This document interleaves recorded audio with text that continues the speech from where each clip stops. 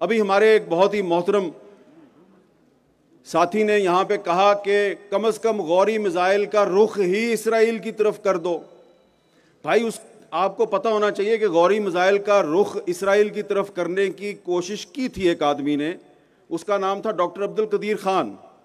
और ये जो बात मैं आपको बताने लगा हूँ ये खुद मुझे डॉक्टर अब्दुल कदीर खान साहब ने बताई। मैंने उनसे पूछा कि ये डॉक्टर साहब ये परवेज़ मुशर्रफ के साथ क्या मसला है आपका, आप तो हमारे कौमी हीरो हैं। तो उन्होंने उसको एक बहुत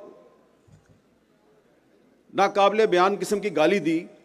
और कहा कि मैंने जब गौरी मिसाइल की रेंज जो है वो 5000 किलोमीटर करने की कोशिश शुरू की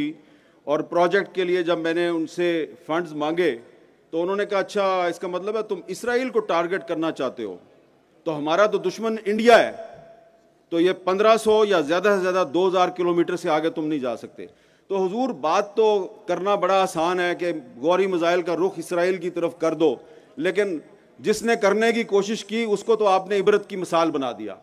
ये बात मैं इसलिए कर रहा हूँ यहाँ पे कि इस वक्त भी मौलाना फजलुर रहमान साहब और सिराजुल हक साहब को पता है कि इस वक्त भी पाकिस्तान में वो लोग मौजूद हैं